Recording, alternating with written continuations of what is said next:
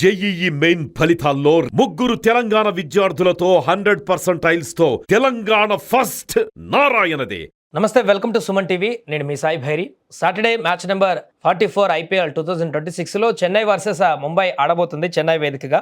So ఈ మ్యాచ్లో ఎవరు గెలిచే అవకాశం ఉంది మాట్లాడితే మనతో పాటు స్పోర్ట్స్ అనలిస్ట్ సిహెచ్ వెంకటేష్ గారు జాయిన్ అవుతున్నారు. సార్ నమస్తే. సార్ నమస్తే సాయి. సార్, కీలకమైన మ్యాచ్ అని చెప్పొచ్చు. ఇరు జట్లకు ఆల్మోస్ట్ ప్లే ఆఫ్స్కి దూరంగా ఉన్నటువంటి ముంబై, కొంత దగ్గరగా ఉన్నటువంటి సిఎస్కే మధ్య జరుగుతున్న పోరు. చెన్నై వేదికగా మ్యాచ్ ఏమన్నా ఫైట్ ఉండబోతుందా, లేకుంటే ఇది కూడా సప్పసప్పగా ఉంటుందా అభిమానులకు మ్యాచ్?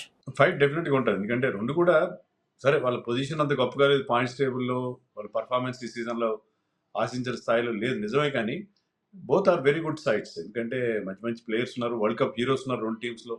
ఒకవైపు సంజు శాంసన్, శివం దుబే ఉంటే మరోవైపు బుమ్రా, సూర్యకుమార్ యాదవ్, హార్దిక్ పాండ్యా, తిలక్ వర్మ లాంటి వాళ్ళు ఉన్నారు, రోహిత్ శర్మ ఉన్నాడు.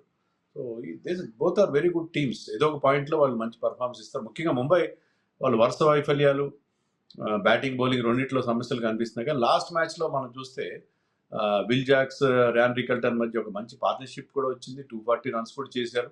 సో బ్యాటింగ్ ప్రాబ్లమ్స్ కొంతవరకు సాల్వ్ అయినట్టుగా ఉన్నాయి. బౌలింగ్లో వాళ్ళకి ప్రాబ్లం ఉంది, ముఖ్యంగా బిమ్రా ల్యాక్ ఆఫ్ రిటర్న్స్, అది వాళ్ళని ఇబ్బంది పెడుతుంది. But still I think it's a good side. అలాగే చెన్నై కూడా ఇప్పుడు టీం సెట్ అయినట్టుగా ఉంది. ఇంజరీస్ ప్రాబ్లమ్స్ ఉన్నాయి. ఐష్ మాత్రే, ఖలీల్ లాంటి వాళ్ళు రీసెంట్గా ఇంజరీ అవ్వడం, అయినా కూడా సంజు ఫామ్లో ఉన్నాడు. ఋతురాజ్ లాస్ట్ మ్యాచ్లో ఫామ్లోకి వచ్చాడు. సో డెఫినెట్లీ ఒక ఇంట్రెస్టింగ్ మ్యాచే ఉంటుంది. రోహిత్ శర్మ మళ్ళీ కంబ్యాక్ ఇచ్చేస్తారా? అంటే హ్యామ్స్ట్రింగ్ ఇంజరీస్ అంత తొందరగా హీల్ అయ్యే పరిస్థితి ఉండదు. ఎందుకంటే హ్యామ్స్ట్రింగ్ ఇంజరీ చాలా టైం తీసుకుంటుంది. రోహిత్ శర్మకి గతంలో కూడా ఈ హ్యామ్స్ట్రింగ్ ప్రాబ్లం ఉన్నది. ఐ థింక్ అతను ఎంతవరకు ఫిట్ అవుతాడు అనేది మనకి డౌట్గానే ఉంది.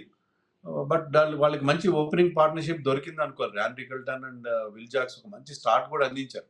సో రోహిత్ శర్మ 100% ఫిట్ అయితే తప్ప అతన్ని ఆడిస్తారని అనుకోను.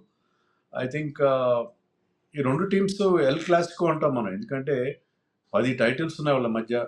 So they know how to win matches, how to win titles. So definitely interesting battle ఉండబోతుంది. సిఎస్కేనేమో సంజు శాంసన్ ఆడితేనే గెలుస్తుంది, లేదంటే గెలవనటువంటి పరిస్థితి ఏర్పడింది. ముంబైకి దారుణంగా మొన్న బ్యాటింగ్ చేసినా గెలవనటువంటి పరిస్థితి. రెండు బ్యాటింగ్ లైనప్లు చూస్తే ఏది బెటర్గా ఉందని చెప్పొచ్చు? ఇప్పుడు ముంబై కొంత రికవర్ అవుతుందని అనిపిస్తుంది నాకు. ఎందుకంటే విల్ జాక్స్ వరల్డ్ కప్లో ఎంత బాగా ఆడాడో మనం చూసాం. అలాగే ఐపీఎల్లో ఈ సీజన్లో ఫస్ట్ మ్యాచ్లోనే he made is huge impression. ఒక మంచి క్విక్ ఫైర్ 50 చేశాడు. ర్యాన్ రికల్టన్ని కొన్ని మ్యాచ్లో పక్కన పెట్టారు, అతను తీసుకొస్తే అతను ఒక 100 కొట్టి నాట్అవుట్గా నిలబడ్డాడు. హార్దిక్ పాండ్యా మంచి ఫినిషింగ్ ఇచ్చాడు. తిలక్ వర్మ మనకు తెలుసు, ఆల్రెడీ ఒక సెంచరీ కూడా చేశాడు. సో ముంబై మెల్లమెల్లగా ఆ బ్యాటింగ్ ప్రాబ్లమ్స్ నుంచి రికవర్ అవుతున్నట్టుగా మనకు అనిపిస్తుంది. నవన్ ధీర్ కూడా బాగానే ఆడుతున్నాడు. బట్ యాజ్ చెన్నై విషయానికి వచ్చేసరికి సరే, ఓపెనర్స్ ఇద్దరు ఫామ్లో ఉన్నారు ఇప్పుడు, సంజు అండ్ ఋతురాజ్. అటు తర్వాత బ్యాటింగ్ ఎంతవరకు క్లిక్ అవుతుంది. ముఖ్యంగా శివం దుబే నుంచి మనం ఆశించిన స్థాయిలో పర్ఫార్మెన్స్ రావట్లేదు. అది టీంని బాగా ఇబ్బంది పెడుతున్న పరిస్థితి. అలాగే కొత్త కుర్రాళ్ళు వాళ్ళు తీసుకొచ్చారు, ప్రశాంత్ వీర్ అండ్ కార్తిక్ శర్మ, వాళ్ళు ఇద్దరు కూడా డిసప్పాయింట్ చేశారు. ఇద్దరికి కలిపి దాదాపు 30 కోట్లు ఖర్చు పెట్టి వాళ్ళిద్దరిని తీసుకుంటే returns are very poor from them. So I think చెన్నైకి అంత స్ట్రాంగ్గా లేదు, బ్యాటింగ్ లేనిపోయేమో నాకు అనిపిస్తుంది.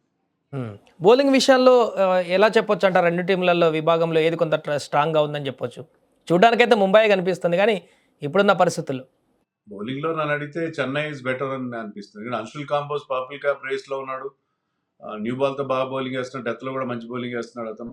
తర్వాత చెన్నై స్పిన్నర్స్ నూర్ అహ్మద్ మళ్ళీ ఫామ్లోకి వచ్చాడు. నూర్ అహ్మద్ మళ్ళీ లాస్ట్ సీజన్లో హీ వాజ్ వండర్ఫుల్, బట్ ఆ లెవెల్లో కాకపోయినా గత 2-3 మ్యాచ్లో నూర్ అహ్మద్ మళ్ళీ ఆ రిథమ్ మళ్ళీ సాధించినట్టు కనిపిస్తున్నాడు. అలాగే అఖిల్ హుస్సేన్ కూడా వాళ్ళు అవకాశం ఇస్తున్నారు. అఖిల్ హుస్సేన్ పవర్ ప్లేలో మంచి బౌలింగ్ వేస్తున్నాడు అతను కూడా. సో ఈ స్పిన్నర్స్ ఇద్దరు రాణించడం, కాంబోజ్ తర్వాత Jamie Overton. So Chennai bowling is looking better than Mumbai bowling. Mumbai బౌలింగ్లో లాస్ట్ మ్యాచ్లో మనం చూసాం, బుమ్రాతో సహా అందరు కూడా ఎస్ఆర్హెచ్ బ్యాట్స్మెన్ ఎదురుగా చేతులు ఎత్తేశారు.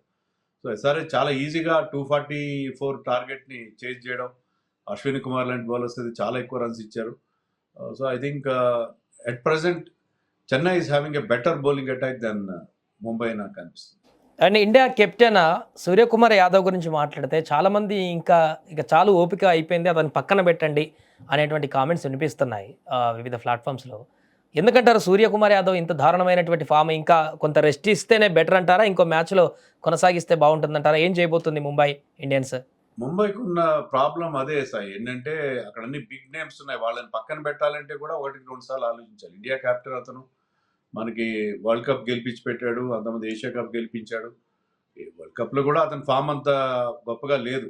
సో, సూర్యకుమార్ ఫామ్ కంప్లీట్‌గా డిప్ అయిందని చెప్పి మనకు లాస్ట్ సీజన్‌లో అతను ప్రతి మ్యాచ్‌లో 25 ప్లస్ చేయడం, మోస్ట్ వాల్యుబుల్ ప్లేయర్ అవార్డ్ గెలుచుకోవడం కూడా చూసాం మనం.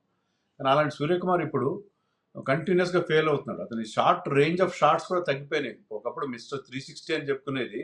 ఇప్పుడు అతను ఆ సూప్లా షాట్ అని చెప్పి స్క్వేర్ లెగ్ మిడ్ వికెట్ వైపు కొట్టే షాట్ మినహా మిగతా షాట్స్ సరిగ్గా ఆడలేకపోతున్నాడు.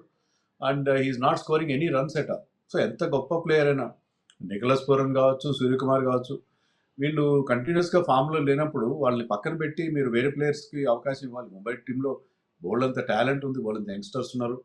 వాళ్ళకి అవకాశం ఇవ్వాలి. సో, సూర్యకుమార్‌ని పక్కన పెట్టినా ఆశ్చర్యపోవాల్సిన అవసరం లేదు.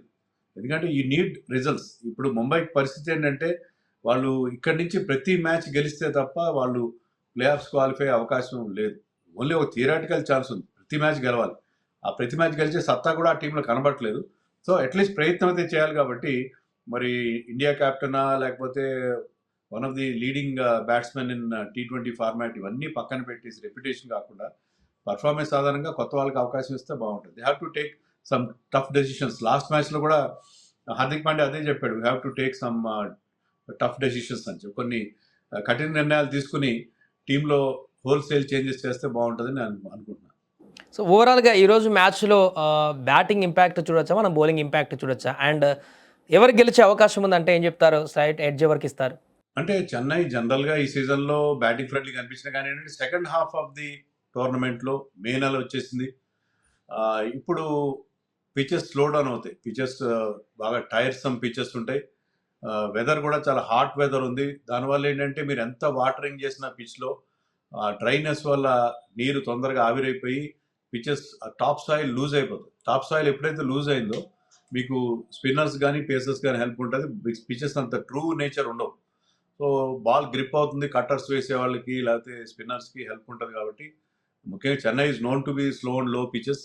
కానీ ఈ సీజన్‌లో అలా లేవు. కానీ అక్కడ హాట్ వెదర్ దృష్టిలో పెట్టుకుంటే ఖచ్చితంగా బౌలర్స్‌కి హెల్ప్ ఉండే అవకాశం ఉంది. అంత హై స్కోర్స్ వస్తాయని నేను అనుకోను. సో, ఎవరు గెలవబోతున్నారంటే ఏం చెప్తారు సార్? ఎవరు కొంత ఎడ్జ్ ఎక్కువ ఇవ్వచ్చు? అంటే ముంబై వరుస ఓటముల్లో ఉంది. ప్లస్ చెన్నై ఏంటంటే వాళ్ళు అటు బౌలింగ్‌లో, బ్యాటింగ్‌లో కొంతవరకు రికవర్ అవుతున్నారు. They are standing a better chance. ముఖ్యంగా మీరు ఇందాక చెప్పినట్టుగా సంజు గనక మంచి స్టార్ట్ అనేది ఇస్తే Sanju is that kind of a player. X factor player అతను. అతను గనక ఫామ్‌లోకి వచ్చి ఆడితే గనక he will make it count.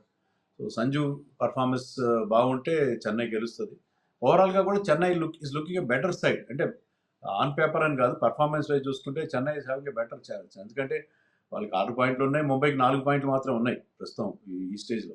I think Chennai will have a better chance పర్టిక్యులర్‌లీ వైల్ ప్లేయింగ్ ఎట్ హోమ్ అని right sir. Thank you so much. అయితే Saturday జరగబోతున్నటువంటి మ్యాచ్‌లో చెన్నై వర్సెస్ ముంబై తలపడబోతుంది. కీలకమైనటువంటి ఈ మ్యాచ్‌లో గెలిచి ప్లే ఆఫ్ రేసులో నిలబడతాయా? లేక ఓడి ఎలిమినేషన్‌కి దగ్గరవుతాయా అనేది వేచి చూడాలి.